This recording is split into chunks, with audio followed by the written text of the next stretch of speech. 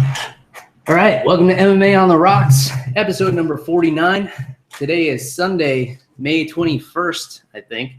As you can see, I have an in-person guest, which is a rarity, and it's my favorite kind of guest, the kind of guest that brings whiskey. So allow me to introduce judo black belt, Brazilian jiu-jitsu brown belt, collegiate wrestler, MMA coach, whiskey and tequila connoisseur. I'm probably leaving out a few other credentials. I just call you Coach Bill Easlick. Thank you. Thanks. It's good to be here, and hello, everybody. All right, so thanks for coming by, and you come with the best kind of gifts. So we could start off talking a little bit about the spirit that's tempting our audience here for those watching on YouTube and not listening to the podcast. What do we got here? This is Yamazaki whiskey. This is a 12-year. I believe in 2017 they stopped dating their whiskey, so this is a little bit of a special Scotch. This was given to me by a student. This was a going away present from my old gym. So it's fortuitous that we can share it now with some of my new students and another whiskey connoisseur. So seems fitting. Yeah. All right. Well, I appreciate you bringing it by. Let's kick things off here and get a little taste of this. Cheers, everybody.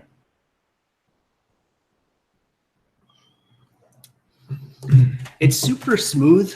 It's got like some light honey notes to it. Yeah. And the aftertaste is like a little woody.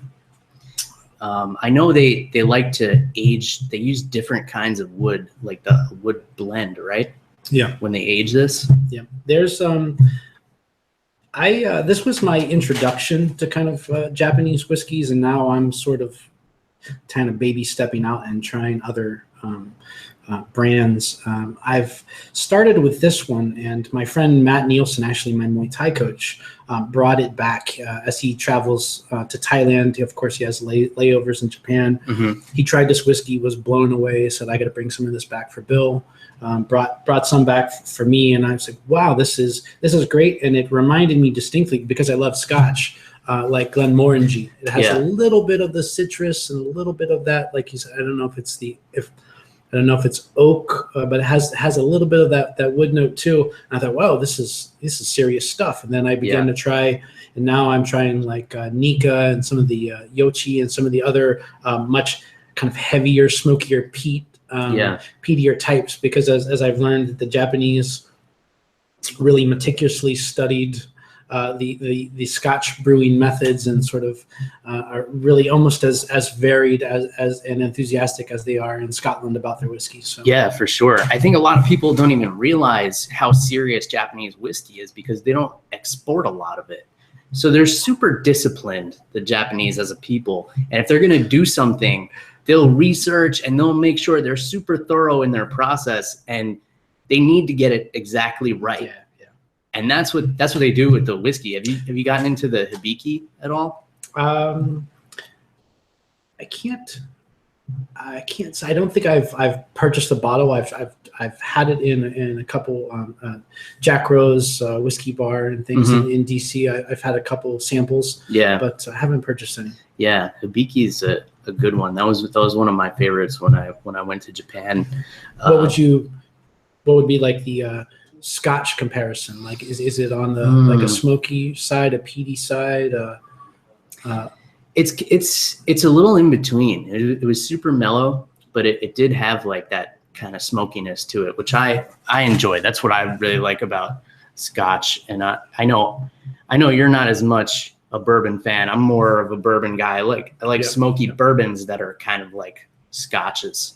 But yeah, this is for sure the Japanese whiskeys are for whiskey drinkers.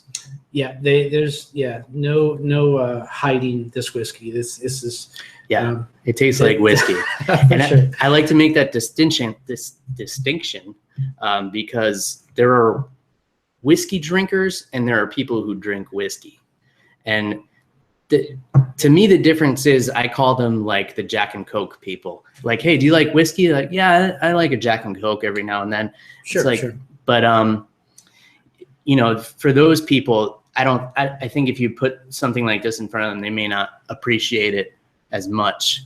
And like Jack and Coke is as far as they go, and that's fine. Everybody has their own preference and their own palate or anything like that. But this is definitely for the people who enjoy like the whiskey flavors. I noticed one of the first things you did, because I do this as well with a good whiskey or a good scotch, is add a couple of drops of water to it. Yeah.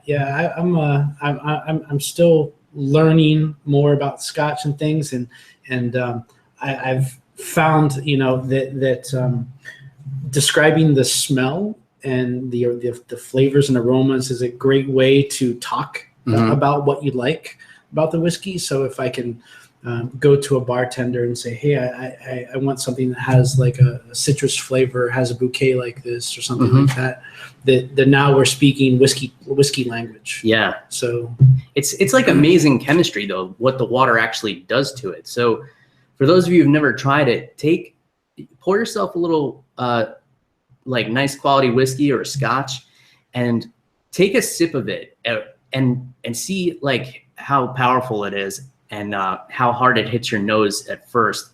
And then add just a couple of drops of water to it, and you'll be surprised how much the flavor just opens up. It's like a real interesting chemistry. It's almost like inducing a flower to bloom, kind of. And it's just like a couple of drops of water. You don't want to totally water it down. You don't want to do it on the rocks, even though you're listening to MMA on the rocks. And a lot of people don't realize this is actually how I prefer to drink whiskey is neat. But I always say MMA neat would have been a stupid name for a show. So on the rocks, it is. I do like certain things on the rocks.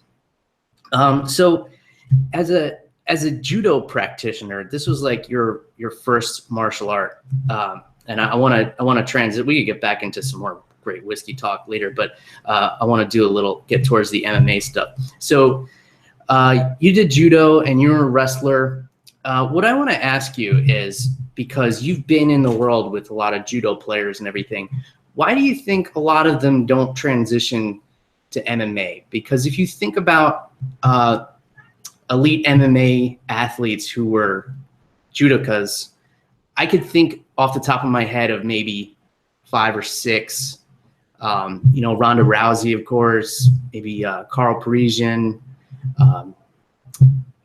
Dan Kelly, a couple of them. But why do you think? Why do you? Yeah. Right. Yeah.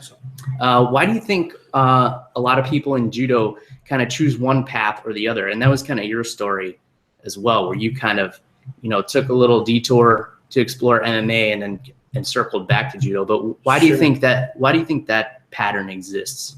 Well, for me, I think mine started a little bit. My path in judo kind of started a little bit different than most judoka. Okay. So I had a different goal in mind than a lot of most judoka. I think, and it's hard looking back. We have,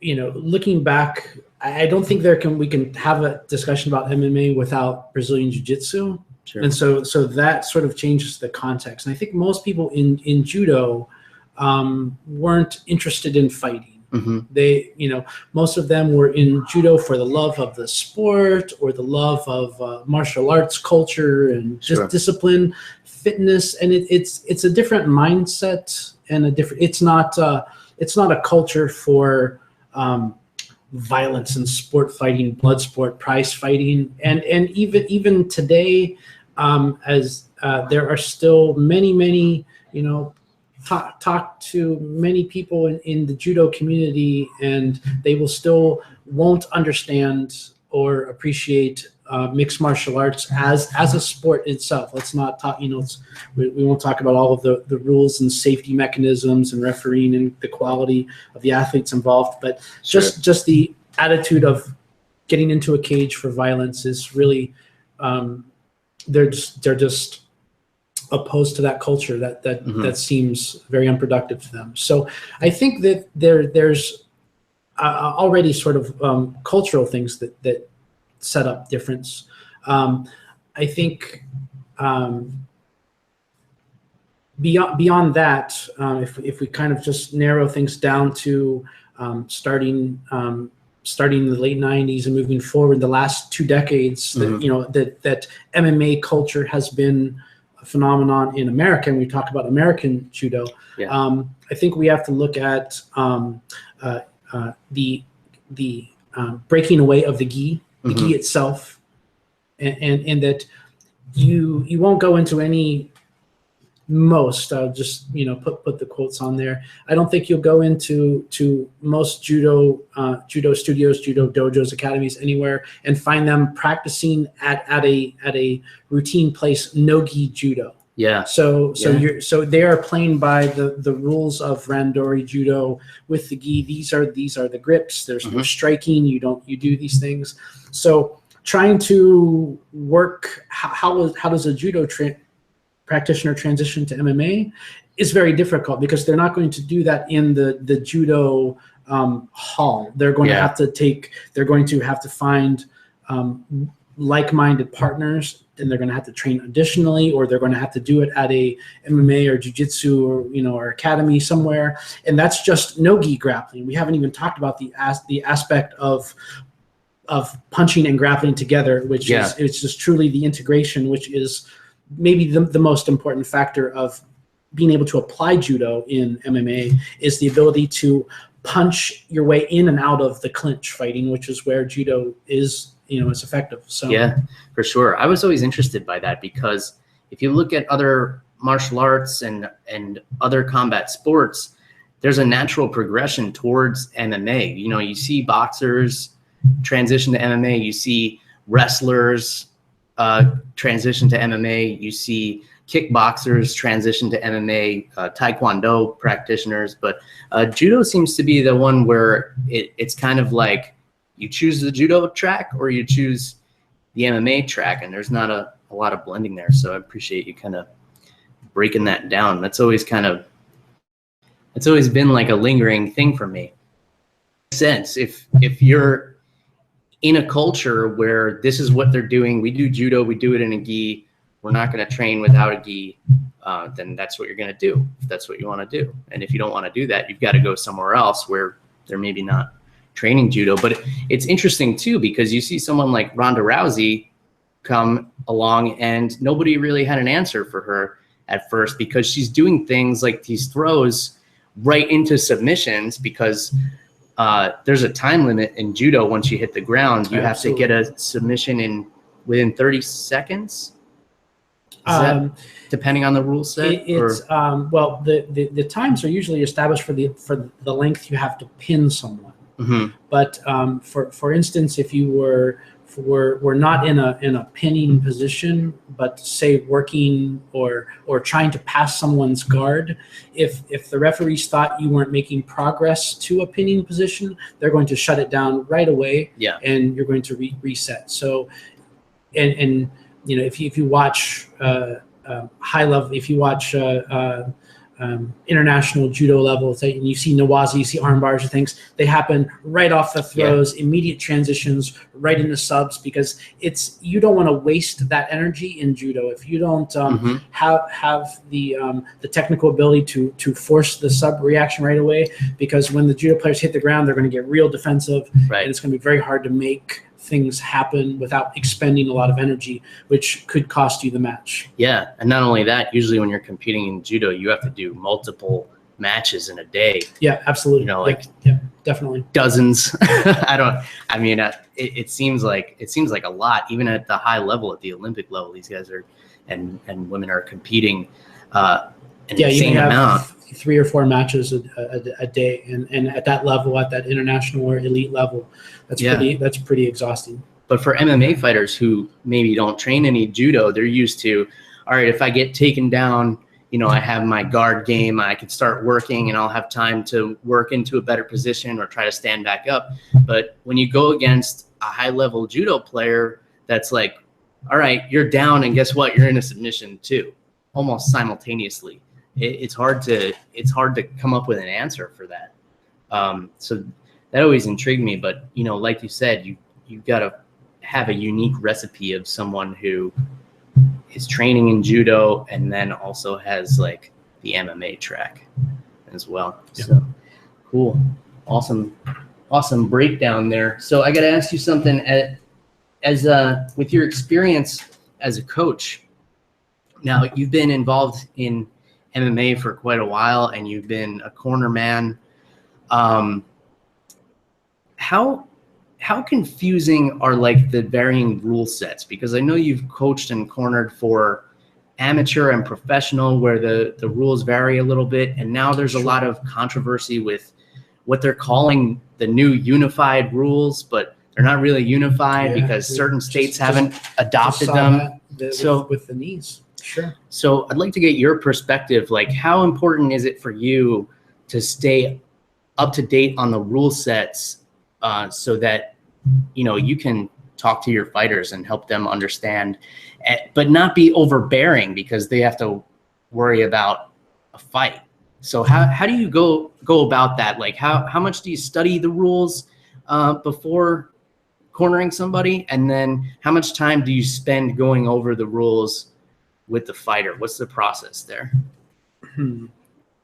Well, I immediately thought of, I got the opportunity to corner my friend Bashir Ahmad in 1FC in Jakarta, Indonesia. And 1FC is an Asian organization. They have fights in Japan, in the Philippines, in Singapore, in China. So they're really all over the Asian market. And just like Pride and these others, they you know, head kicks to a downed opponent, soccer kicks are legal.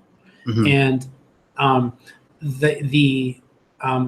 mindset, there was a time during the fight, during Bashir's fight, where he dropped his opponent down to the ground. He hit him, he cracked him, his opponent stumbled back and was sitting. Had we probably been more mindful about the opportunity, like, say this is a place where soccer kicks are legal, that might have been like right at that moment, Bashir probably could have very quickly have ended the fight with that moment. But because he was you know, under the training mindset that, hey, this isn't an option in the US here, he ran over and began to throw punches, getting close enough to allow his opponent, who was a great jiu-jitsu practitioner, to get back in the fight and shoot in on a takedown. So and coming out of that fight, I thought, damn, like we didn't take that was a time where we didn't take the opportunity of the soccer kick rule into our training effect. And so that was one of those experiences that definitely sticks in my mind as a coach, to be more mindful. We just had fights last night for amateurs, and one of the questions I went in with the new changes here are what are the rules? What are the situation we talk about?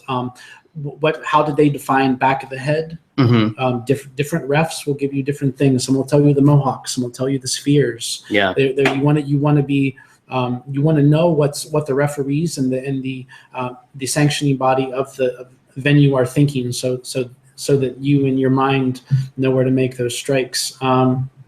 Were elbows legal? And the elbows weren't legal. Fortunately, Brandon got a 25-second KO in round one, so that wasn't a problem for him last night. But we definitely think about those things.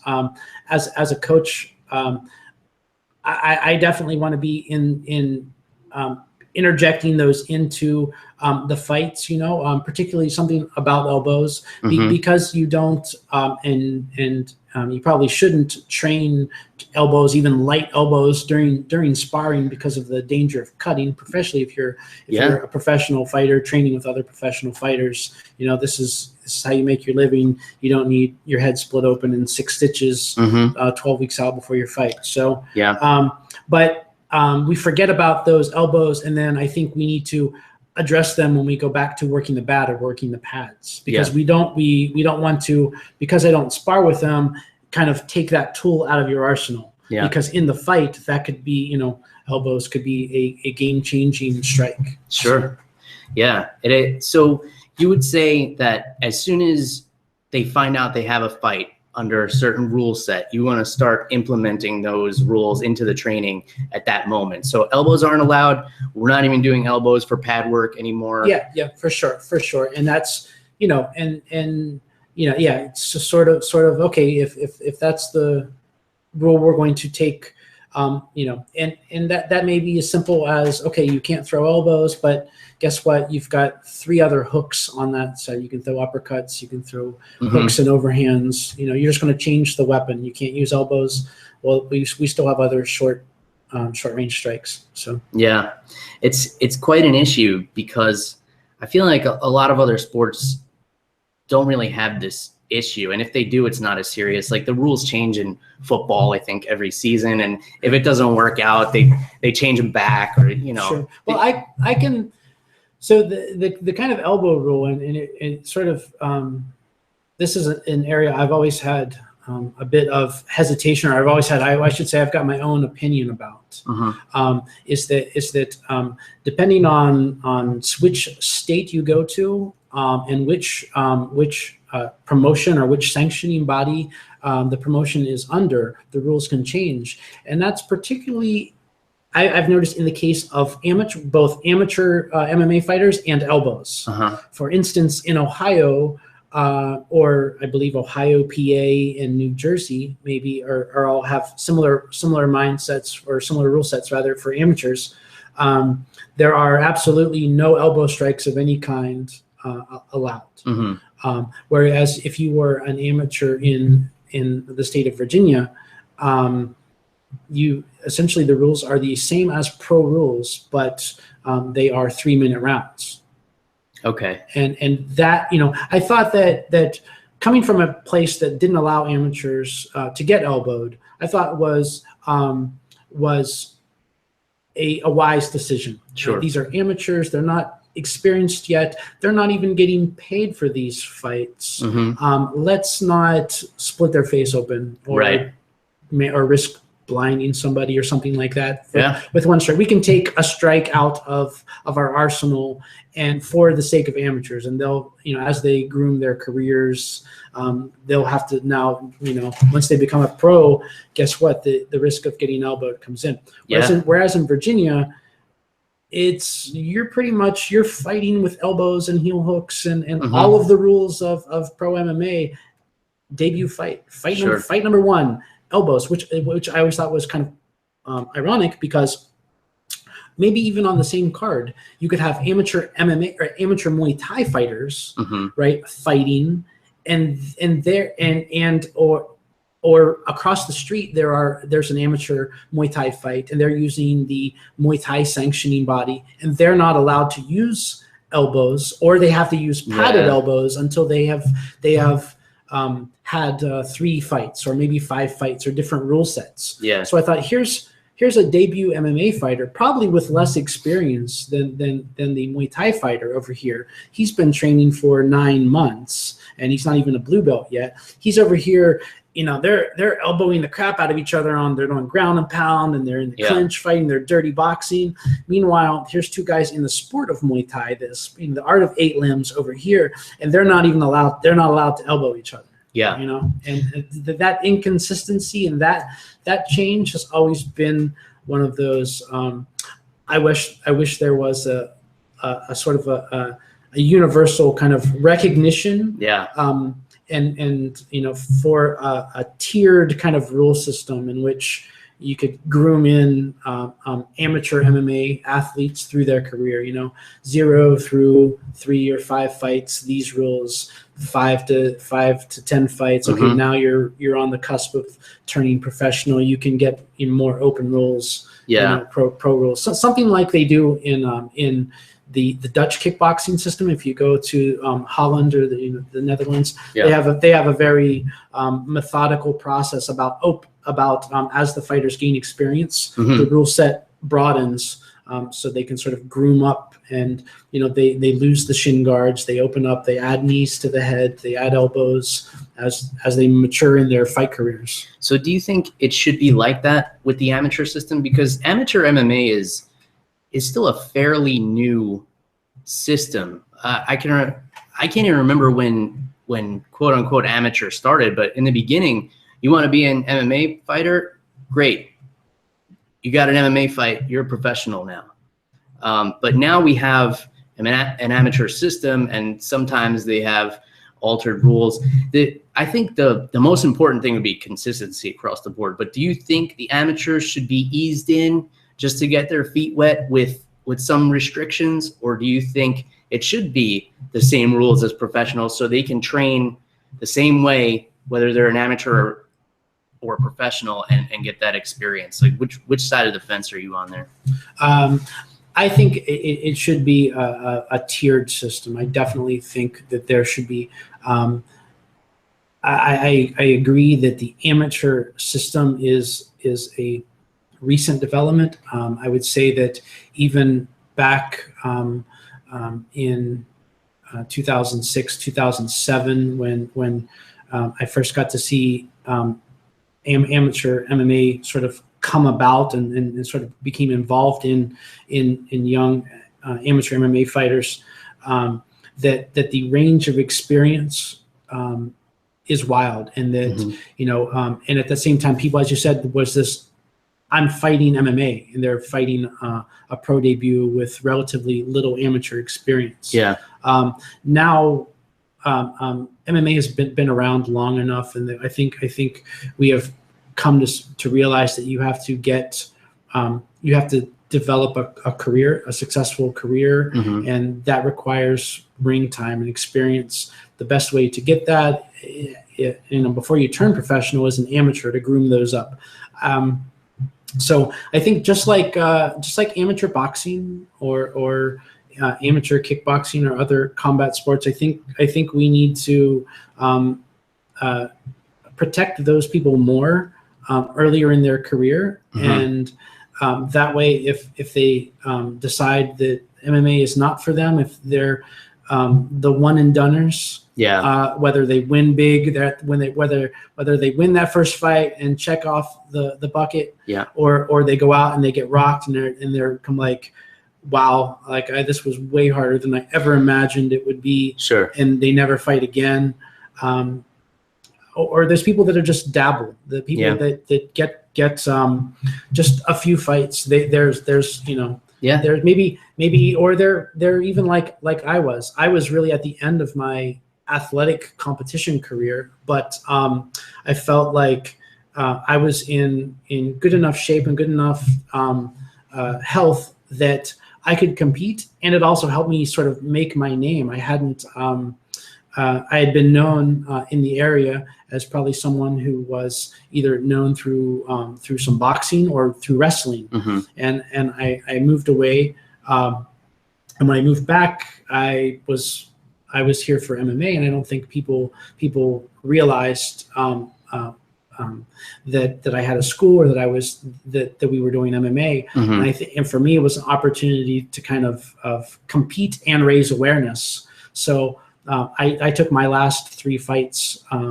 At my final fight was at age 33, and I had no aspirations of turning pro at that point. I was like, I'm done. I feel like I went out on a win, and I feel like I did what I wanted to accomplish here, and now I can put the focus back on my students and my school. So sure, that was it for me. But I'm definitely think that we should have sort of a universal MMA system for amateurs in the sport, and I think it would help the sport tremendously across the board, across state by state.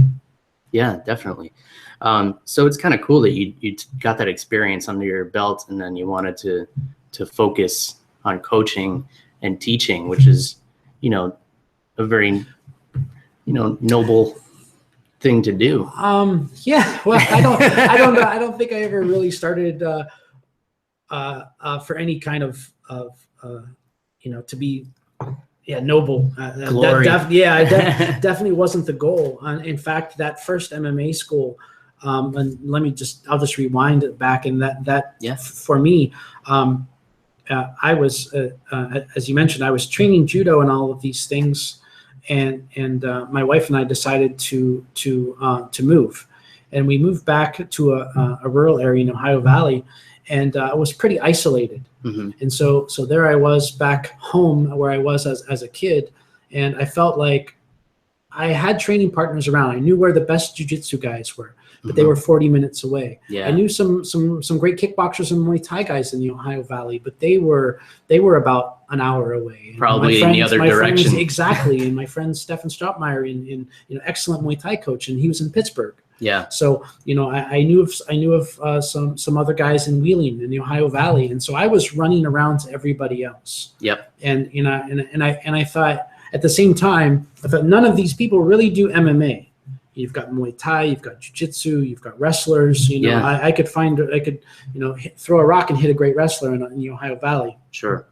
But none of these guys were doing MMA, and none of them were kind of training it cohesively. None of them were putting all the pieces together. What I had learned, to me, what was important about MMA was the integration of these combat skills, about, like you said, judo and striking. Yeah. Try to grab and clinch and throw someone who's trying to take your head off or kick you or knee you. Yeah. Like, it's a different world, and vice versa. Try successfully kicking someone over and over, or punching someone over and over who wants to grab you and hit you with an osotogari and plant you into the ground. And that was the training that I realized that I needed, and that if my buddies were going to be successful, this was the way we all had to train. Yeah. So my first school that I ran was more like big brother, little brothers. And that's how I felt about those guys. I think if I had conversations with them now, very different than the way I feel about my students at Fairfax Jiu-Jitsu, or students that are coming through the intro program at Clearwater. Because to me, that was more like a brother. I was just a guy more experienced and a little bit further down the tracks, but we were all training for fights together. Yeah. So it was just like, I'm going to do this. Oh, and you've got to fight in 12 weeks. Okay, now we're just going to merge into your fight camp, and we're going to roll into this guy's fight camp, and we're just going to stay training. So I was just the older brother. Yeah. In that way, never really had any big aspirations of being the head guy. I was just, Yeah, it's one of those things that it should be common sense. Like, if you're going to do mixed martial arts, you should have, somebody at the helm who's trying to put all the pieces together instead of having everything siloed. But I think a lot of, like everything else, common sense isn't so common. I think a lot of people don't realize that, and a lot of people also don't realize why there's only a handful of elite gyms, because only a handful of places have all of those pieces, and they have experts in all of those pieces, but they also have an overseer that's kind of orchestrating everything and making sure everything's flowing and being cohesive in that space. So like your Greg Jacksons and your Matt Humes and Duke Rufuses are a couple that come to mind. Like, you need that kind of puppet master to kind of make sure all those pieces are working well together. Great call on Matt Hume, by the way. I love Matt Hume. The guy is so underrated. Such an amazing knowledge of MMA techniques and skills. His experience in the sport. Guy is one of my favorites. Just really think really highly of him and his team. So yeah, he was one of the first that kind of, I think it clicked for him that, like, wait a second, we got all these pieces, but we got to put the puzzle together. And like that's kind of the trick. And I mean, even now at the highest level, you still have guys who are successful, but they had that one dimension and they're incredible at that dimension.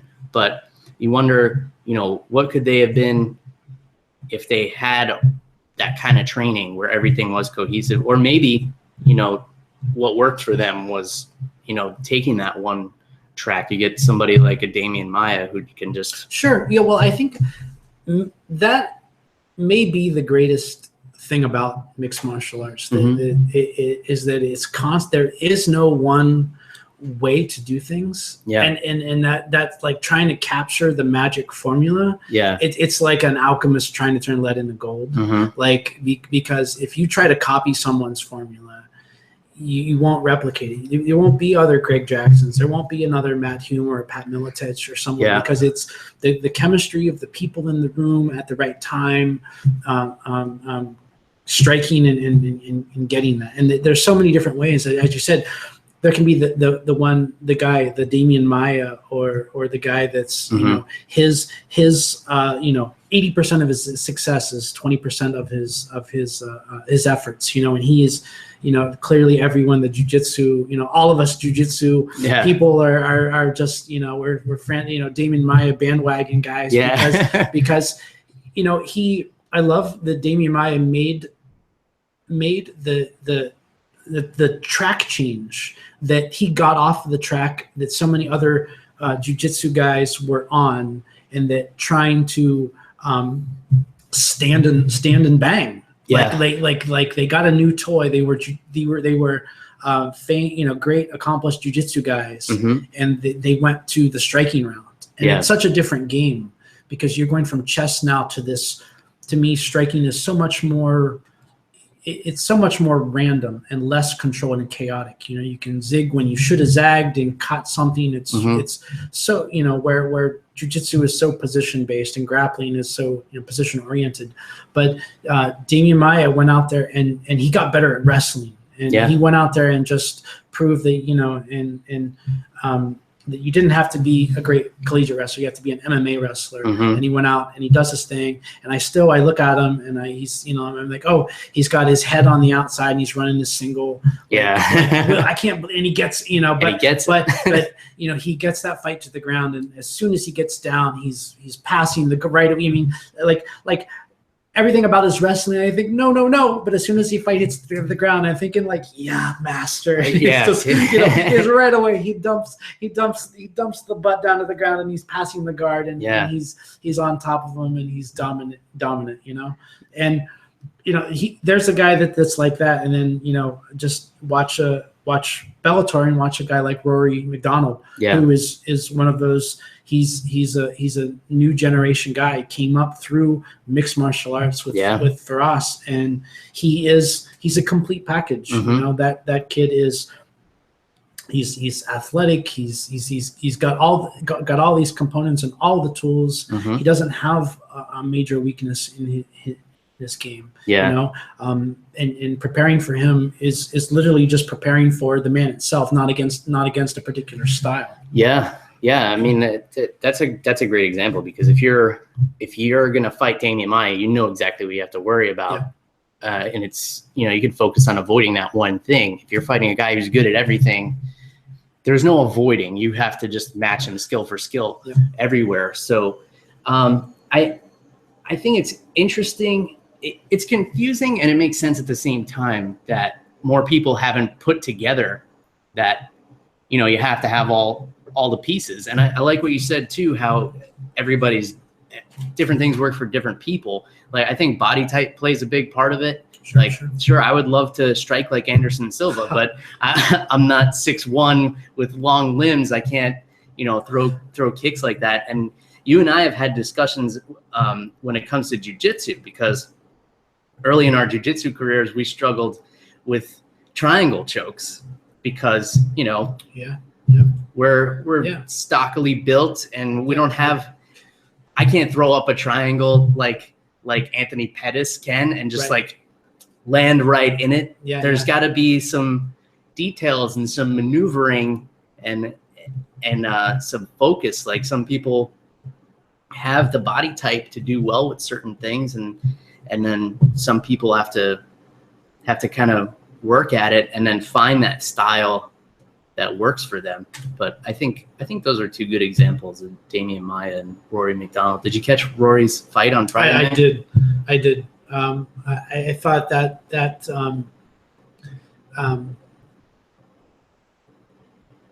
probably I want to think it was probably showed the level. You know, I thought that it kind of. I don't think it I don't think it was an exceptional performance by Rory McDonald as much as it showed that Paul Daly isn't. He was. There's a reason that he was let go by the UFC and was now kind of he's now a journeyman. As hard as that is to imagine with a guy with such a powerful hook. Is now kind of a journeyman fighter now. Will Rory steamroll Bellator, and then what's next? What's next for him? He's going to take on the winner of Lima, and I forget who he's fighting for the championship, but I think that's already set in stone. But Paul Daly's another example of what we were talking about, a guy who's excellent at one thing, but has always struggled against wrestlers. And even in his post-fight speech, he was like, well, he didn't stand and fight with me. And it's like, well, don't let him take you down. And then you can. Well, yeah. I think there's always going to be, there's going to be those guys, there's going to be the Mark Hunts, the Melvin Manhoffs, the Paul Dalys, and other explosive knockout guys. If they can get some full in mixed martial arts to stand in front of them long enough when those grenades go off, boom, it's the fights are over. But as you said, if they don't evolve, or if they haven't evolved at this point in mixed martial arts, then will be taken down. I actually, I was actually surprised when Rory took Paul down. Paul recovered a pretty good defensive guard, and he kind of, it's like, this is a guy that he knows he's not in a position to threaten Rory at this position, but he was doing everything he should. And I saw from what I saw as a jiu-jitsu guy, I saw Rory playing that GSP kind of guard defense style where he keeps his head very much over the other person's head, and it makes it very hard for the bottom person to shrimp and move effectively and get up and get going, get his hips rotated. And I thought, Rory's playing a very conservative establishing position, so he could land these strikes and beat Paul Daly up from this position, rather than engage Paul Daly in a jiu-jitsu match here. Rory took the he took the intellectual route. Like, here, I'm going to win this fight. I'm going to win it round by round. I'm going to piece him up and play smart jiu-jitsu. Yeah, and I like that he made the GSP reference. They both have that like perfect posture. Yeah, definitely have in that game. I can't remember now if that was if it was really GSP in maybe the Dan Hardy fight, which kind of Dan Hardy and Paul Daly, maybe it's a good game plan against British strikers. Sure, but when GSP kind of did that weird tripod base kind of butt up, head forward game, I thought at first, well, it's kind of odd way to pass if you're not going to get very far. Then I realized he wasn't so much as passing, but by keeping his head and his body up over basically at level with his opponent could never throw his guard up to endanger him, and that allowed GSP to really, by forcing the head control, to really dominate and crush from inside the guard without ever worrying about getting caught. Yeah, or worry about getting stood back up. He's one of the few guys who's able to inflict damage from inside the guard and stay active enough and not get tied up to because those guys just want to get a stand-up. Guys like, Dan Hardy, I think, has a more solid ground game than Paul Daly, but Paul Daly is like, I want to lock this guy up, I want to stand back up, and I want to let my hands go for sure against this guy. I want to rewind a little bit to a point you made earlier when we were talking about the rule sets and different mindsets, and you're thinking about whether or not you could be throwing elbows. And it's a popular topic in MMA, and some people might even be sick of hearing about it, but the possibility of Conor McGregor transitioning to boxing for a super fight with Floyd Mayweather, how does that kind of play mentally with a guy who spends so much time focusing on all these different disciplines and then he's got to restrict himself, only focus on one discipline, and he's got to do it against a guy who's been doing it since he could walk and has never lost. So, I mean, do you have thoughts on how this could go, or would you even want to see it? Sure. Or I think it's. I don't think it. I don't really think it takes much analysis to say who has the odds, or who has, like you say, Floyd Mayweather Jr. has been doing this his whole life. He's been groomed for this. If Conor McGregor, who had a good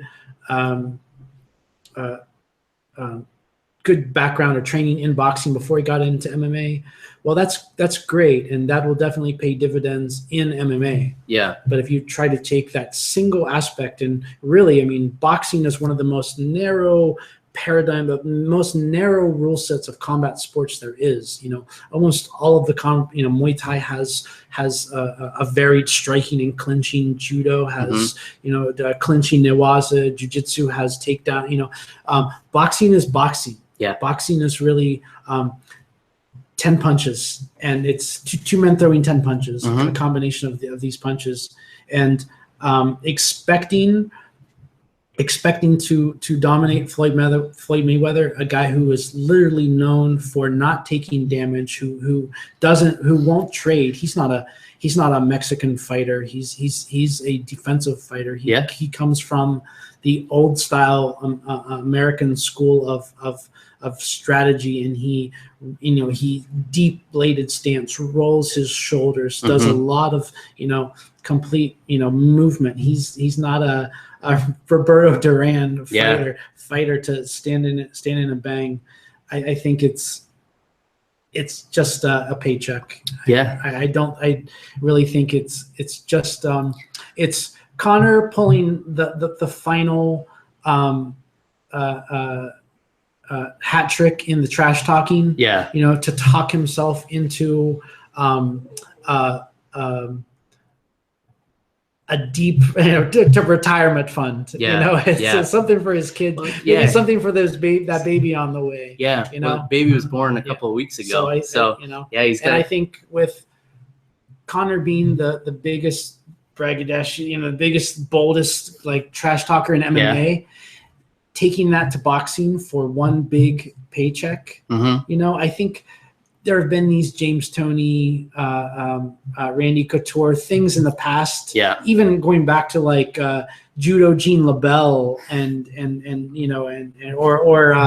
the famous Japanese wrestler is it Aoki against Muhammad Ali, where Muhammad Ali was actually jumped up on the ropes to get away from the grappling, right? Yeah. I think there's these promotional crossovers that'll come up, but right now I think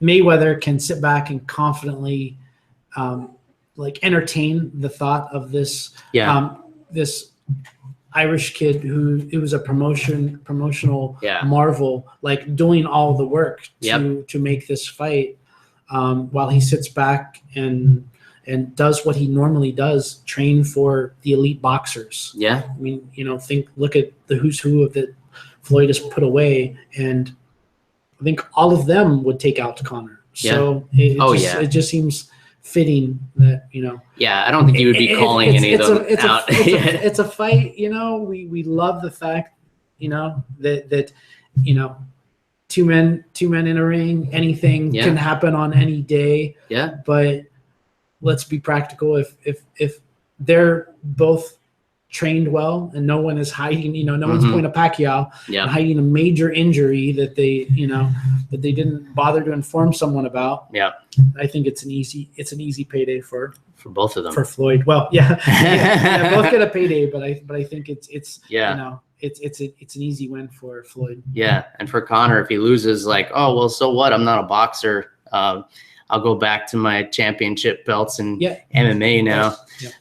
But I think you hear all these analysts Conor's stronger. And if he lands this punch, like, I feel like they're just trying to influence the odds makers.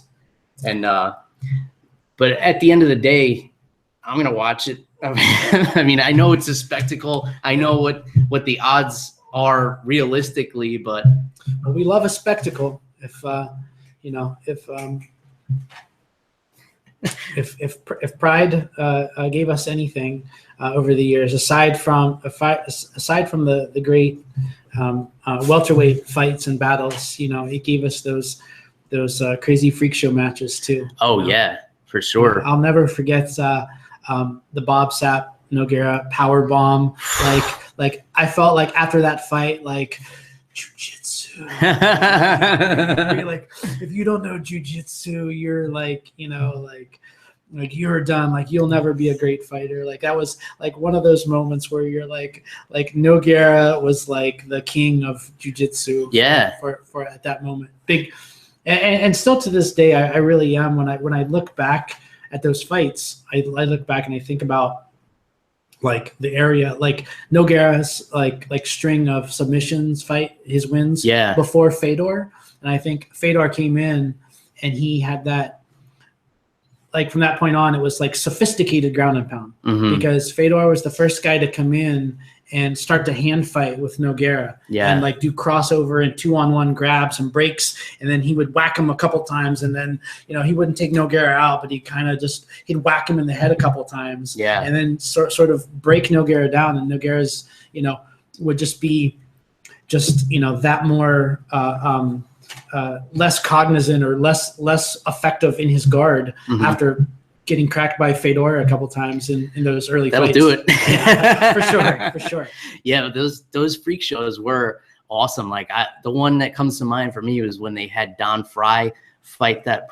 I think he was a pro wrestler, Takayama, big blonde, big blonde guy. When they just grabbed each other by the back of the head and started. Yeah, I think that was like beautiful. Like I don't even know if that, like I don't even think you could like script something as like effectively like mutual like head hockey punch. Like we're just gonna stand here and just hold each other's head and it's like a cartoon. Smash it, Yeah. Man. Unreal. That's one of the all-time most exciting fights, I feel like. And it's that's pretty up there for like electric, like just crazy, like the craziness that those old fights used to bring. Yeah.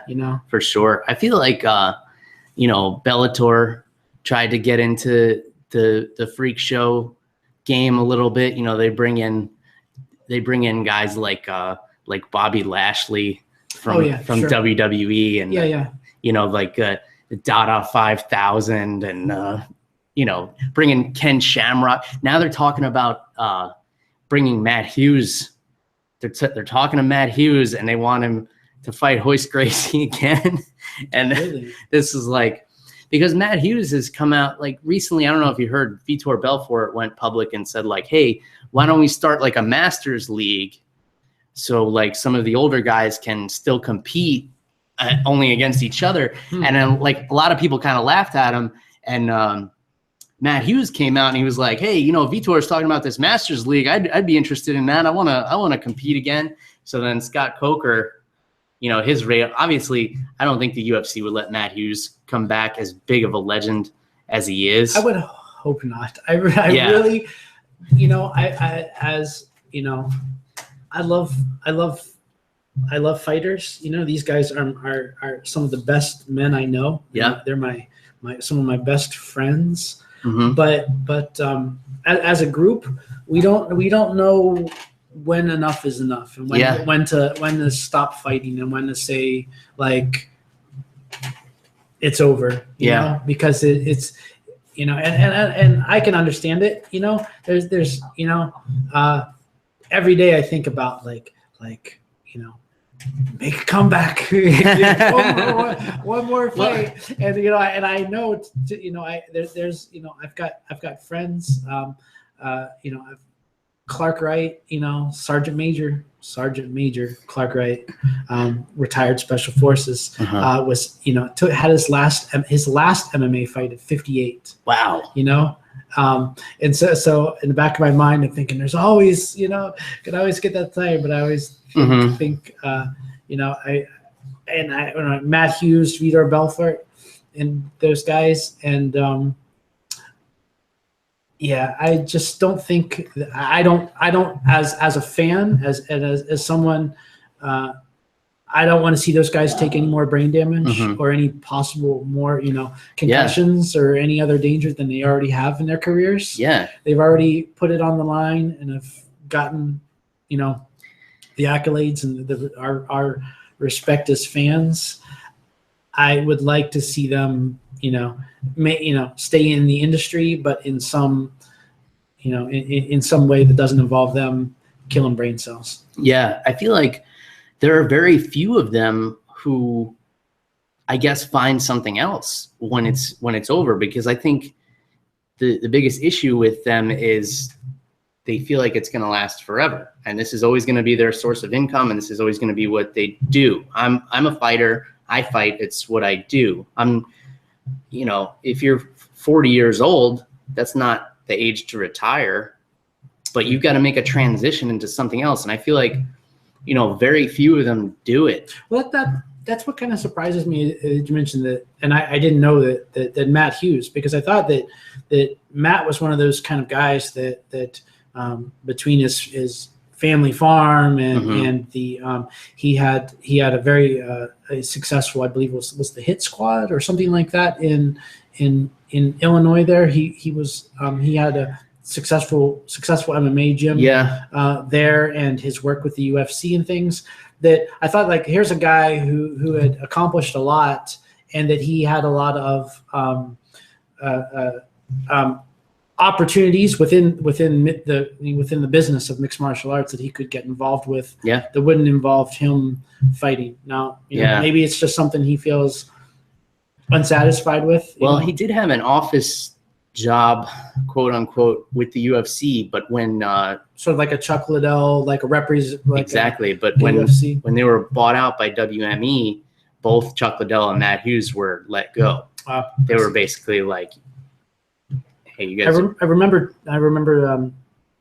seeing something on the net about Chuck being let go. Yeah, they were basically like, "You guys are just collecting checks," and like somebody was looking at the books and saying like, well, "What are we paying these guys to do?"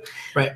But then you have very few of them are able to go on and be successful. Like Matt Serra has his gyms, and he's doing going the media route, and he's on TV, and he's working for the UFC, does a podcast. Think of how many other, Matt. I think it's a lot harder, and you see this now, and maybe it's just because I've been around jiu-jitsu long enough, but at a time when there were much fewer. I mean, it was so. I'll never forget the very first time I saw a purple belt in jiu-jitsu. We were like, whoa, like that's like, holy cow, like they would kill us like that. He walked by at the tournament, and we were just like awestruck, like a purple belt. Whoa. And at that time, those were some of those first Renzo Gracie black belts, and these guys in there. And I felt like Matt Serra was one of those early pioneers in MMA and jiu-jitsu that he could make his living. And when he got his black belt, and he went out and then really set his territory, and his family kind of expanded, and we're kind of in the same, we kind of training at Gracie Clearwater. I think Rob Kahn is one of those guys. Rob Kahn's Hoist Gracie's first black belt. American black belt. Yeah. And Rob is kind of, being a black belt, he kind of moved to Tampa, and then his student base, his first group of black belts kind of got their black belts, and then they expanded, and the family grows and grows. Yeah. But I think it would be harder for these generations coming out now. You get your black belt now. Well, there's probably a black belt just 10 blocks away or across town, there's probably another black belt out there as well. And it's definitely a different market than those, like you said, a Matt Serra or someone back in those days, kind of beginning to have a career. Yeah. And he established his gyms early. I saw a recent interview with him where he said, I took the paychecks from my first 2 UFC fights, which, couldn't have been a lot back then. And he's like, I took those paychecks and I invested it in my gyms. And that's when I opened my gyms. And he still had probably another 6 or 7 years and a championship in his future. But he was already thinking about, what am I going to do beyond this? And I feel like a problem with a lot of these guys is they don't think that way. They think, I'm a fighter, I'm going to fight, and, somebody's going to have to literally drag me out of this octagon to get me to stop.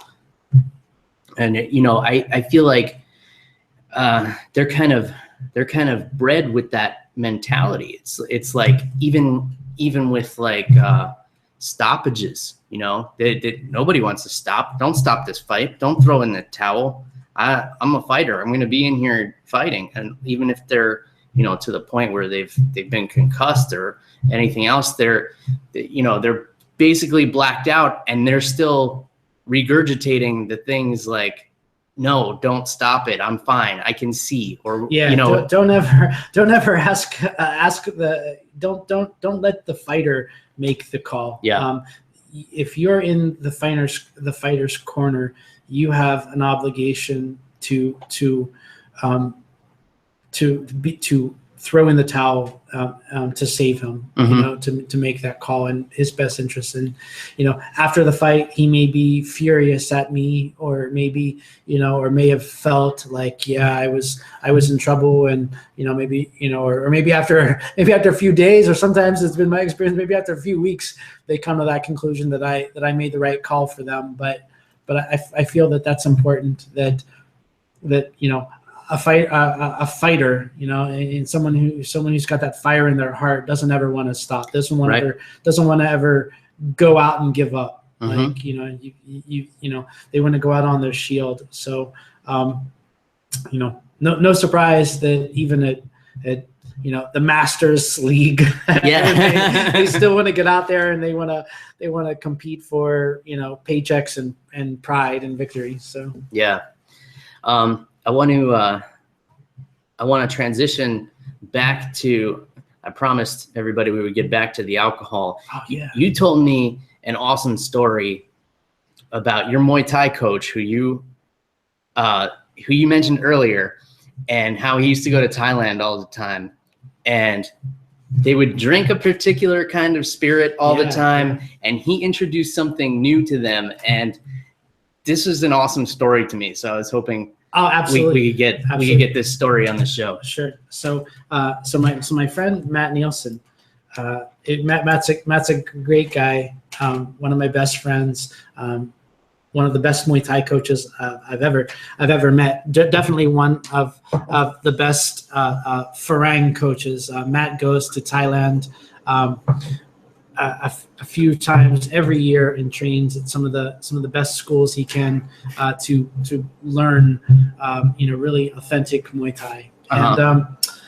Matt recently. Matt's been visiting schools in Isan, which is one of the poorest sections or poorest regions of Thailand. It's really the rice farmers, the rice fields of Thailand. But as is always the case across the world, poverty makes some of the best fighters, and some of the best Nakmoi that you'll ever see come out of these farms. And Matt was in a village in Isan, and they drank basically the I forget the name, cow. It's a Thai version of like a moonshine. It's like a rum. It's basically pretty harsh. Pretty harsh, nasty, white lightning, hot. Nasty stuff. They're not sipping it out of sifters and putting little drops of water in it. No. They're just drinking a boatload and just getting snookered. Yeah. Matt was trying to think of a gift. I think he had on previous visits had brought them a couple other different types of booze. He'd brought them Cuban rum. You can get there, of course. And they had really liked it. I think they kind of like, oh, what's Matt going to bring us this time? Matt brought him a bottle of Patron, and the Thais, they loved it. To them it was like this stuff is great, and they loved it so much that they kept the Patron bottle, and that they would take their moonshine and they would pour it into the Patron, and then kind of just keep their liquor in the Patron bottle, like it was, like a special properties to be in the Patron bottle. So. Yeah, that's awesome. Now they were introduced to why there are so many rap songs written about Patron.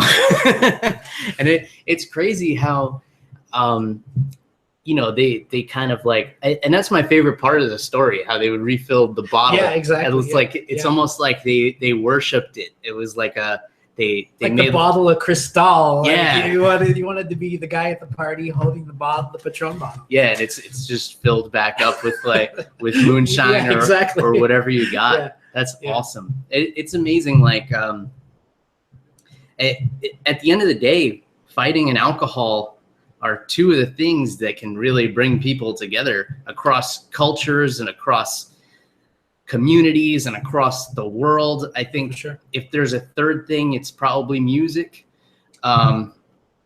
which I know you're a musician as well. If you throw food in there, you've pretty much captured my life. Yeah. Well, I think that's pretty much capturing life. Yeah, foodies. Talk about good eating, good drinking, good music, and good fighting, and that's. I think you pretty much. That's all I care about. Yeah. It's hard to find. Women. There's another one. Sure. But then you want to find, of course, the right woman who you can share all the food and and booze. Right, yeah, well, she's got to like all the rest of the things, and she's got to tolerate you coming home covered in bruises and it's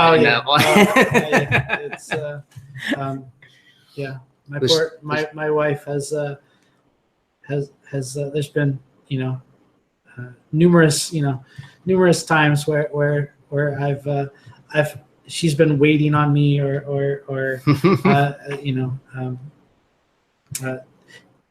events or things have been postponed because of fighting or fights or training or things, and she's patiently just big sigh and be like, of course, yep. Sure. But she also understands, I'm sure, like what your life would be like without it. Like it's what makes you who you are, because I feel like there's something about a person who gets into this lifestyle, and it's a lifestyle that you're either all the way into or you're not. There's very few people, I feel like, who just have like one foot in the pond when it comes to combat sports and martial arts. It's like you either get it and it's your life or you don't. And when you're not around it or you can't train, it like affects you mentally, because I know I've been through injuries. You and I have had many discussions about this, where like I couldn't train for months, because I had this or that. And it really affects your mental state when you can't be around it. Sure. Yeah. I definitely think that the chemicals released by training that become an important part and when you can't train, you go into withdrawals, or you miss that feeling or that release, whether it's the stress release or the joy or the exhaustion of training. And I definitely agree that particularly with combat sports. And I think that I think you can dabble at first, and you've been around now. You're a blue belt, so you've probably seen scores, maybe dozens of white belts that maybe started out before or even at much later after you that like came in and trained, and then something happened in their life and they got out.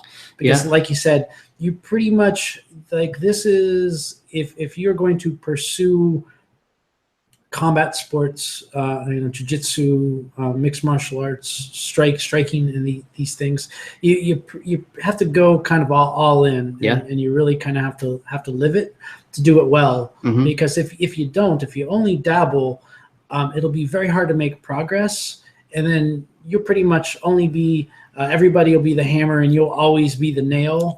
And that's no fun at all. And that, like, mentally you'll just be like, man, you'll someday, that guy will, the guy who just dabbles will just someday be like, I'm no good at this. I'm never going to be good. And he'll either quit or he'll have to pivot and invest more time or focus. It takes a certain kind of person too that wants that humbling feeling. Like, most people don't want to be humbled. And I feel like you see people come and go all the time who come in and they're either like very athletic, or maybe they lift weights a lot, I've got stories, man. I've got stories of guys of men for all kinds of different reasons that came in the gym and right away wanted to like test themselves against people. And we sometimes depending on the gym or the environment, we try to do it very diplomatically or talk to dissuade them. And then other times we've been like, did he sign the waiver? Game on, man. And some of these guys just have to learn the hard way, and we've been there before. And you never see them again. And that's it, right? They come in, they act tough. The end of round one, they've got a bloody lip or their nose is bleeding, and they go to the restroom, and then, hey, where'd that new kid go? No, I saw him walking out to the parking lot. He took off. Gone. And he's gone. I always equate it to like, I think about, this is my reference, Ace Ventura 2. When he goes into the tribe, and then like the big guy comes out, and then he turns around and he's got the little guy in the backpack, and he jumps out, and he's like, come on, I gotta fight him. It's like somebody like that walks into the gym and they're like, okay, you really want to test yourself? Go roll with that 135-pound guy over there for 5 minutes. And they're like, you gotta be kidding me. And then that guy mangles them so it's kind of like that. It's that humbling experience. I think that a lot of people don't like it and they don't have a taste for it, but then there are people who can't get enough of it, and they want to constantly go against somebody who can humble them. And then it's like, wait a second, how did you do that to me? Because I know what I'm doing. And I know you have experiences like this, because like we were talking before about the triangle choke, a great example you told. I'll let you tell how you mastered your triangle, but you constantly want to learn more and go with people who can humble you, so you can learn what they know. Sure. Yeah, I definitely think that one of the keys, and like I've just fallen or been fortunate enough, for me, I grew up in an environment of combat sports, and I didn't even think it wasn't really combat sports. It was, boxing and wrestling. And it was, I thought of it as fighting and wrestling. I never really thought of them as martial arts. I never really thought of them as martial arts until the UFC, to be quite honest. I knew they were fighting. I knew you could whoop somebody, you could double leg them and smash them and beat on them, and I knew you could lay hands on somebody and knock them out and beat them up, but I never thought of them as martial arts. Or I never really even heard the term combat sports from the time I was a little kid, and my dad, we would watch Sunday afternoon matinee. We would watch the Western movie. And then we would watch, usually after the Western, there was either a 30-minute episode of Kung Fu, or the Wild Wild West. And to this day, they are two of my favorite shows because they like that's where like martial arts, wow, like you know. And then I saw, you know, of course, like, you know, it's like the progression. It's like the stepping stone to like Bruce Lee and Enter the Dragon, and then you're like, what, like this is martial arts. And I've been obsessed with the martial arts ever since. But it's a curious mind, and I think that's the difference. Like you mentioned the ego, and I think like smashing your ego all the time for most people is really uncomfortable, and really you like, I don't know who I am. I thought I was this person, but then you beat me up, and now I don't know if have any self-worth. But I think the curious person says, man, I just rolled with 4 black belts, and they just thrashed me in 4 completely different ways. Yep. Holy cow. I'm going, like, the next time I get back to the gym, I'm going to remember that thing that he did. And I'm going to make sure that I do that whenever I'm in that position. And it's the curious mindset to me is like, the curious person, if you're curious about martial arts and you want to continue to always build, and you find that it never ends, that there's always some aspect of this, particularly with mixed martial arts, because we're not just trying to master jiu-jitsu or trying to master wrestling or trying to master striking. It's all the transitions in between that make it this, you know, such a big thing, you know. Sure. That it seems never ending, but that to me is what keeps me going. That curiosity, it's never over. There's always something to improve and get better and keep going. Yeah, I like what you said about smashing the ego and how it's uncomfortable, because I think it's natural as humans, like, we want to feel good about ourselves. So it takes a certain kind of person to put yourself in a situation where you're made to feel like you can't do something, or you're put in some discomfort, and your ego is put in check, and it's finding comfort in that discomfort. Absolutely. There you go. That's it. That's the key. Yeah.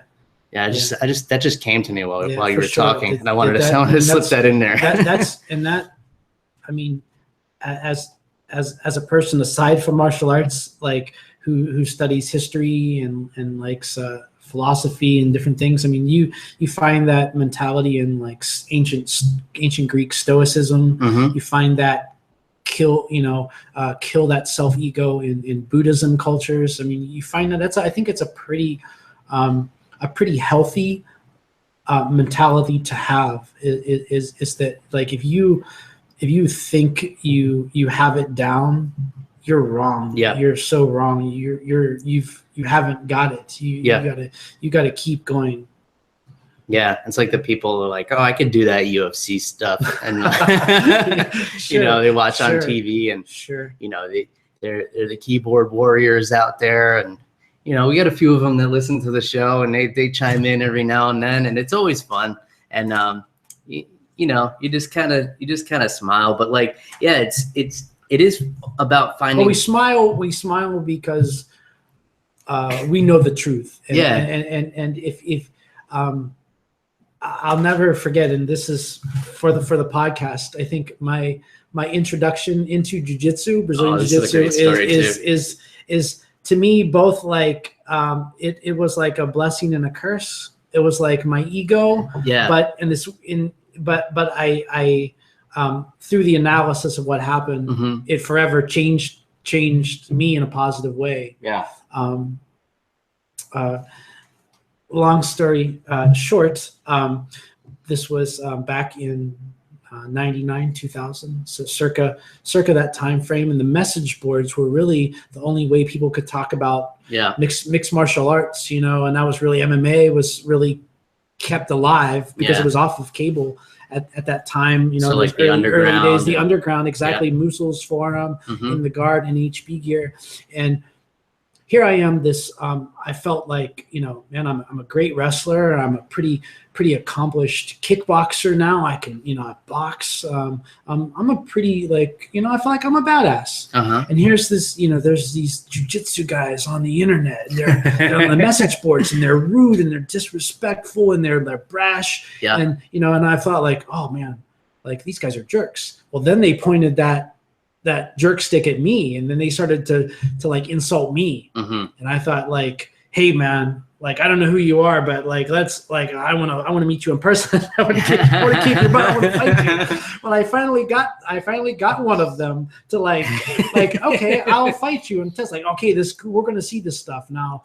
I'm thinking, like, I've watched, was currently training in kickboxing. Yeah. And I'm thinking, like, I've been watching these UFCs. I watch that little skinny Brazilian kid shoot in and do a crappy double leg or single leg takedown on these untrained kickboxer guys. Yeah. And go to the ground and do tricks. I didn't really pay attention much to what was happening on the ground, but I knew he would choke them. That's what it looked like to a lot of people. So yeah. And I really dismissed what he was doing because I was just ignorant of the methods, and so I literally go out into a park, a big open, duck pond in the middle park, and I meet this other kid, so we're these two guys standing in this park, and you're like, like, how, like, what do you like enter the drag, like, enter, some Dr. Han come up? No, we just kind of start standing there, and I'm just like, okay, and I'm kind of rushing at this guy, and he's been basically disrespecting me for like a month on the internet. I want to kill him, and he's just kind of circling away, and I'm running around, and I'm kind of, when you're in that mode and the adrenaline's going, I think time plays kind of tricks on you. Time, it seems a lot longer than what it really was, right? Yeah. And we're running around, and I'm really not making any progress. I'm whiffing, I'm swinging at him. I try to kick him his legs a couple of times, and he just kept kind of leaning away and running away. And there's no encaged area. We're just kind of moving. We're just kind of migrating around this big open park in the grass. It's like old ladies feeding the ducks, watching you. I don't feel, and what would really, ironically, the person, pedestrian that broke it up, but and ultimately I felt like, okay, I felt like I can't hit him. I'm losing. Yeah. He's going to say, like, that guy couldn't do anything to me. Right. I felt like the pressure is on me to resolve this fight. And I shot in, my wrestling instincts kick in. Sure. I shoot him for a takedown, and as soon as I took him down, he did this thing. I don't know. Now I know, of course, he shrimped and recovered his guard. He put me in his closed guard, and he held on for dear life. And at this point, I had never, this isn't a move familiar to any wrestler. Wrestlers don't go to their backs, and they sure don't lay in a body scissor motion. Nope. So I'm trying to punch his arms, and he's grabbing in my arms, and he's overhooking me, and he's holding me down. And I don't know how to resolve this problem. He couldn't sweep me. He tried to sit up a couple times, and I'm trying to threaten him with punching and pushing down on him. My base is good. I'm a wrestler. Yeah. Right. But I couldn't do anything, and I certainly couldn't get out. And then somebody yells, hey, cops are coming, cops. And I hear the cops CB radio, and here comes a little park police guy with this little yellow shirt on and his bicycle antenna, and he's coming over to us, and we both jump up and take off to our cars. And it just, that moment, like, burned a hole in my brain. And I thought, like, because maybe, and here's the curious mindset, I thought, like, this guy didn't have anything for me. He couldn't attack me. But the moment I took him down to the ground, he knew exactly what he was doing and where he wanted to go. And he did that trick. Yep. And he put me in. And I don't know what he did or how to stop it. Like, I want to know that trick. Yeah. And so that, and right away, probably less than 2 weeks later, I enrolled in Brazilian Jiu-Jitsu and Judo, and began, like, I got to figure out this ground fighting stuff. And from that point on, I began to, like, dive into, Newaza. What is ground fighting? What is ground grappling? Yeah. And it's interesting because before we were talking about, the different styles and, like, what you focus on and everything. And wrestling, you get to a certain position and it's like, okay, we're done now. So when somebody's doing something different and they're putting themselves in that position that would be a loss in wrestling, it's like hard to wrap your head around. Like, why is he just going on his back? This is not what you're supposed to do. So like talking about like the MMA fighter versus the boxer and like the wrestler versus the jiu-jitsu practitioner. And this is kind of like what makes MMA awesome, is like how all these things interact and what works and what doesn't work, and how certain body types are successful at certain things, and how styles make fights. And sure. And going back to our an earlier point, you know, as a lifelong wrestler, I mean, I wrestled from kindergarten through college at that point. So I was getting, when I first joined jiu-jitsu, I was getting killed with chokes because I didn't go to my back. Whenever someone would move around or pass my guard, I would turn over, I would turtle. Yep. And they would be on my back choking me, or I would be guillotine choked. I was just getting destroyed. Yep. And I just like, what am I doing wrong? What don't I understand about this jiu-jitsu thing? Like the position, like I can't. And I would, at some point, I just had to just accept, like realize that stop going to my back. And I would find myself, I would come out of a scramble and someone would pass my guard, and I might come up onto my hands and knees, and then I would just, nope. And then I would just like flip over like some form of, I don't know, like a fainting goat. I would just roll over, and then like, nope, I have to start from my guard. I have to get used to this position. Yeah. But that kind of talks in, I guess, that kind of piecemeals, you know, training of these different arts in those days. Sure. If you trained in wrestling, you didn't get the important position, the ground positioning of jiu-jitsu. Right. And if you you know, trained in jiu-jitsu, you didn't get the importance of taking someone down into a position that allowed immediate dominant transition, you know, side control, top control, mount position, all of these things. So, you know, whether it was, you know, catching a kick and then taking somebody down off of a caught kick into a single leg, which, you know, and it wasn't until you started doing mixed martial arts that you got transitions that happened in mixed martial arts. You weren't going to get kick catching in any other art other than training mixed martial arts. You know? Yeah, for sure. And yeah, it's interesting, like how you have to learn to put all those pieces together. There's always like the funny pictures and videos of like the jiu-jitsu guy getting in a street fight, and it's like, all right, let's go. And then the jiu-jitsu guy drops to his butt and he's like, come on. And he starts like scooting back. So yeah, like there are like all these different pieces at play. Like even if you're an expert in one thing, like there's somebody else who's practicing something different who has a counter for it that you might not have thought about before. Great point about the butt flopping about jiu-jitsu, because we have this has been something that I talk about with fellow instructors and just old jiu-jitsu heads in general, is that our generation of jiu-jitsu guys, you know, and I'm putting myself in, guys that started doing jiu-jitsu in 2000, 2001, 2002, kind of in that time, we got into jiu-jitsu almost exclusively through mixed martial arts. Right. Like jiu-jitsu was an important fighting vehicle. Like you, to be a good fighter, you had to know jiu-jitsu, because jiu-jitsu was important in a street fight, in a self-defense fight, in mixed martial arts. Today, I would say the bulk of just about everyone's jiu-jitsu schools and academies, the students join there to learn jiu-jitsu, but that is probably their street, or their path probably ends at sport jiu-jitsu.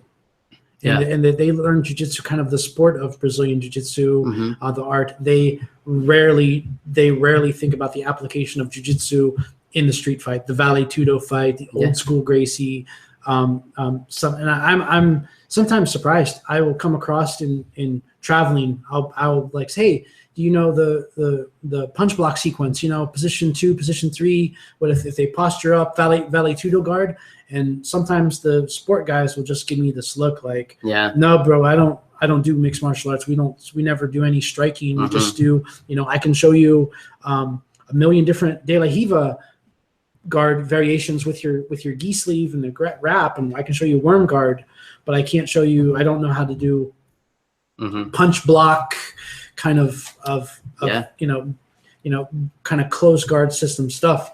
And I think like, wow, there's a culture shift. Yeah, that really came like most jiu-jitsu instructors now, their student base are the recreational sport jiu-jitsu student, who wears the gi a couple times a class, as to opposed to like the Vale Tudo Brazilian top team bad boy Mario Sperry, Murilo Bustamante, like Vale Tudo fighters. Those guys were my like jiu-jitsu heroes. Yeah. Like if to this day, like I still think about, like my blueprint for jiu-jitsu and MMA is largely set by like those early fighters, like get the takedown, establish dominant position, beat your way into it, pass their guard, get to the mount, get to the back, beat them up some more and choke them out and finish the fight. That Carlson Gracie old school path, like of jiu-jitsu fighting, jiu-jitsu fighters, like, those days. And I think of like how different, if I were to ask some of the serious students at the gym now who their role models for jiu-jitsu might be, I'm sure they would be probably the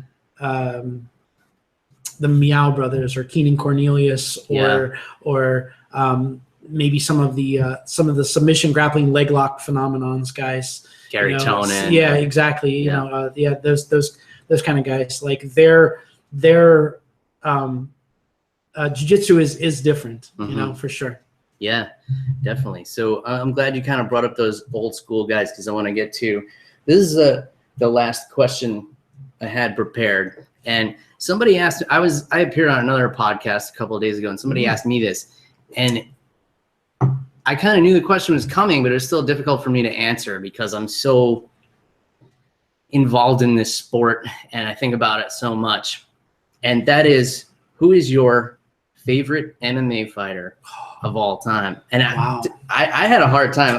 I'll let you mull this one over for a second, but it took me a while, and I feel like I would have a different answer depending on the day, because there are people who, we watch fight and there's, for whatever reason, there's a connection with them, or, maybe they fight the way you see yourself fighting in your ideal form. Right. And then there are guys who, like an Anderson Silva, I know I could never fight like that, but holy shit, it's awesome to watch. So when I was going through my Rolodex of fighters, I noticed it was more so the former, and it was guys like I kind of associated with, like if I were in my optimal form, like maybe this is what it would look like, and that's how I projected myself. What was your answer? My answer was Dan Henderson. Hendo. Nice. And just because thinking about like his career and his attitude, and like he would fight anybody. Like, what's this guy? Black belt in jiu-jitsu? All right, I'll fight him. Oh, what's this guy? A knockout specialist? All right, I'll fight him. And then he fought, heavyweight. He fought middleweight. He fought light heavyweight. Just like. Well, I think there's a great, Hendo is a great example of a guy who whereas a Randy Couture might have really analyzed and broken down his opponent's game plans and strategies, Hendo just was Hendo, and he just came in and his strategy was impose my will and my fight on the other guy. Yeah. Make them fight. If I want to wrestle, we're going to wrestle. If we're going to bang, and you're going to eat the you're going to eat the H-bomb. If you're dumb enough to stay here at the end of this thing, maybe even a circle into it there, Michael Bisping. Yeah.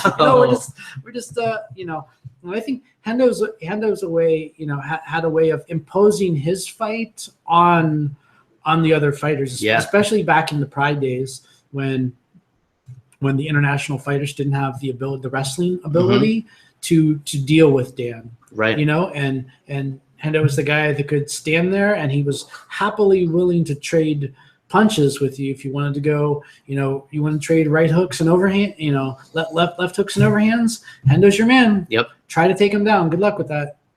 Yeah, exactly. So that was like, but my answer would depend on my mood that day, because I also, like, as a shorter guy, when I first started getting into mixed martial arts, I looked at guys like Jens Pulver, who's like, this guy's tiny. He's smaller than me. And, he's a wrestler, and he's getting in there and knocking guys out. So, like, he was one of my major idols when I first started getting into the sport. And then, as I was going down the list, it was always guys that had, like, a wrestling base and knocked people out. And, like, that was, like, the one. So I'm not letting you off the hook on this one. Okay. What's the verdict here? And I'm sure you're pretty similar. The answer could change depending. I will, for sure. Different, but I will say that I thought about this recently, just because someone had asked me a similar question, and I would think that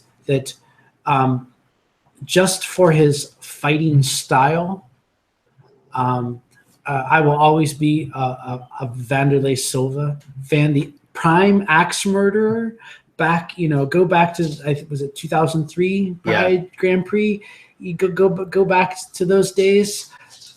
Just the baddest dude, just a savage. Yeah. Just his ability to brawl and maul and knee his way through his opponents was just a ferocious guy, like a Tasmanian devil. just really was. And I've always been, like, when it comes to to the strikers, I've always been in love, like Ramon Decker is one of my favorite fighters, pure combat sport of all time, just because of the way he fought. And he fought with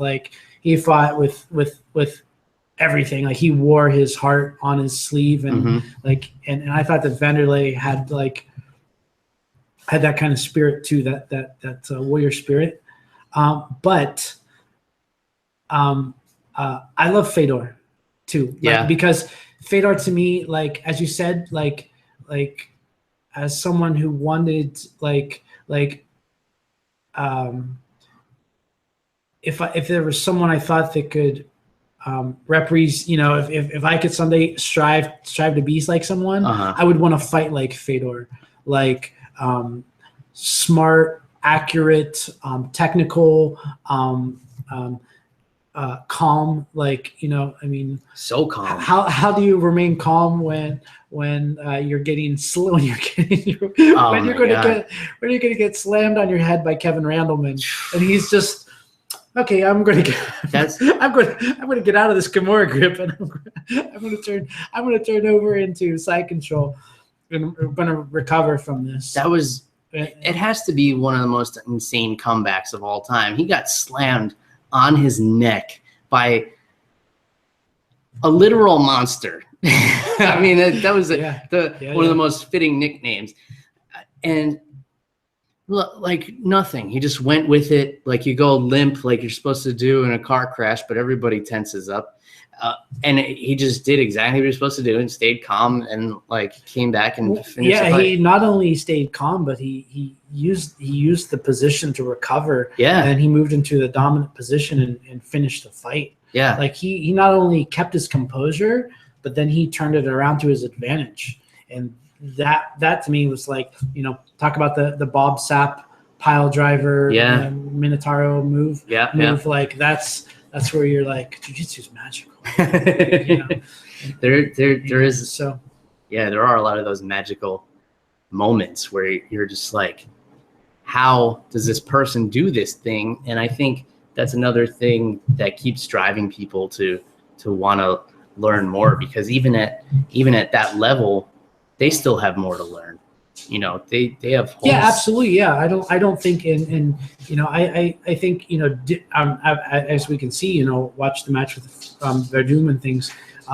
Fedor isn't a perfect fighter. He's got holes. There are things about his style that leave him susceptible to be exploited. Oh yeah. But you got to take the fighter on the day, in the moment,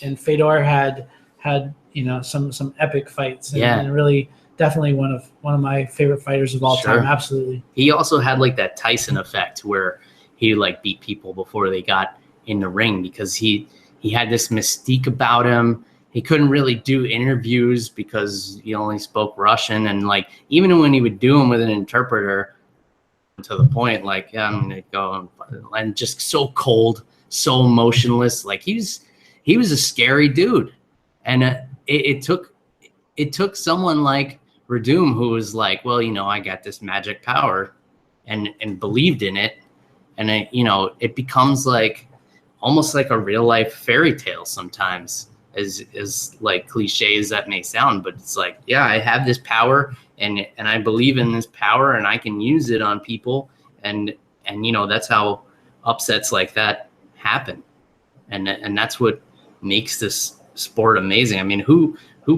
picked Verdum to be the one to beat the last emperor? And yeah, very. I think the mystique allowed us to kind of sleep on Verdum's jiu-jitsu. Yeah, like we knew he was a good fighter, knew he had good jiu-jitsu, and knew he could strike pretty well. Yep. Before that, but at that time, I kind of thought, I think I was probably one of those people thinking like, damn, man, I wish why couldn't they have made that Randy Fedor fight? Like that was the fight at that, at their prime, like when both were still competing, that we really wanted to see, and it didn't happen. Like, oh, I guess we got to settle with Fedor and Showtime fighting these guys. Okay, all right. Yeah, that Fedor Randy Couture fight was a bigger tease. Well, damn you, Josh Barnett. Damn you. Thanks for watching, Josh. The affliction, the affliction fight. I really wanted to see the Josh Barnett Fedor fight that never happened. Yeah, in affliction, that I thought like what a great match. These two stylistically, the submission grappler, Josh Barnett against the combat sambo fighter Fedor, would have been a great matchup at the time too. Yeah, and Josh Barnett's another one who comes up on my list, like one of my all-time favorites as well. And just to kind of tie everything together, when I went to Japan last October, I went and I saw UFC at the Saitama Arena, where they had, so many epic Pride events, and it was one of the most awesome experiences of my life to see MMA in Japan. And Josh Barnett was the headliner against Roy Nelson. It was a good fight. Very back and forth, went to distance. Two guys that are real tough to finish, and I was like, I got to see Josh Barnett fight in Japan and speak Japanese to the audience and watch them go nuts. And so at the end of the trip, in the airport, and I'm in the duty free, picking up some Japanese whiskey to take home with me, and my girlfriend says like, hey, isn't that guy we saw fight the other night? And I turn and look, and here's this monster, like in there, like looking at, bottles. He's a big whiskey drinker too. So I was like, that's Josh Barnett. It was like seeing like, this is like seeing like Mean Joe Green, like you just waiting for the this is like seeing a superhero. This is like if Superman was standing there. So like I went over and he was with his Did girlfriend. I just really make a Mean Joe Green reference? Like, man, I guess I just shows you, like, well, for one, I'm from the Ohio Valley, so everybody was a Steelers fan. But second, the classic commercial where the kids walking out to the ironic, and you hand Mean Joe Green a Coke. Yeah. In this case, it was Josh Barnett, and there was whiskey. So yeah, there you go. If he had handed me the whiskey, this would have been like a little 10-year-old Bill Welker would have been like, oh my God, Josh Barnett, oh, a Hibiki. And maybe that could be the new commercial, but like, couldn't have been a nicer guy who's with his girlfriend, who's a pro fighter, Colleen Snyder. She's been on the podcast, and she's totally awesome. Big whiskey drinker herself, and she fights for Bellator now.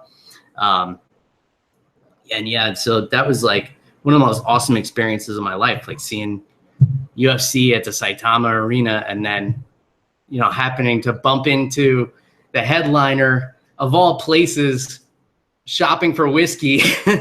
It was like the perfect, there you go, perfect scenario. Fighters and whiskey. Yeah, I don't think I've ever even told that story on the podcast, but I think I've gone through my questions for my interview. Is there anything you want to get off your chest and let the people know, or shall we move on and have a drink off air?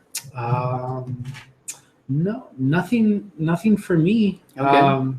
Thanks for having me. It's been great chatting with you here, and meeting everybody at the podcast, talking. And if I can always be found at Gracie Clearwater. Yeah. And if you're interested in doing what we do and training, you'll find me there. Yep. And, Coach teaches the intro jiu-jitsu classes at Gracie Clearwater, and you know he's always on the mats training with everybody. I am a mat rat. Any social media you want to plug? People can find you. Take a look at that. That beautiful mug. Yeah. Well, Instagram. I don't even know what my Instagram handle was. William Easlick, WD Easlick, something like that. Okay. We'll post it out there. Facebook. I Facebook, but I usually, I kind of keep my Facebook people usually close to my friends and family. Anybody I could reach out and be like, what are you doing? Yeah. So we got a whole podcast family out there. So yeah, if you want to, I put up most of my public stuff or clips of things we do or whatever to my Instagram. So. All right. So we'll get that posted for everybody. I'll throw it up on the Facebook page, and I'll tag Coach in the Instagram post for this episode. Of course, you guys know how to get a hold of me at MMA on the Rocks, Twitter, Facebook, Instagram, YouTube, iTunes, Google Play, anywhere on the internet. You guys know how to find me by now. Coach, thank you so much for coming on the show and for sharing your wonderful Japanese whiskey with me and sharing your stories and your knowledge. Thanks. I had an awesome time with this interview, so hopefully we do it again. All right. Let's get another drink. That's all we got. We're going to have another drink. As for the rest of you, cheers, everybody. Goodbye.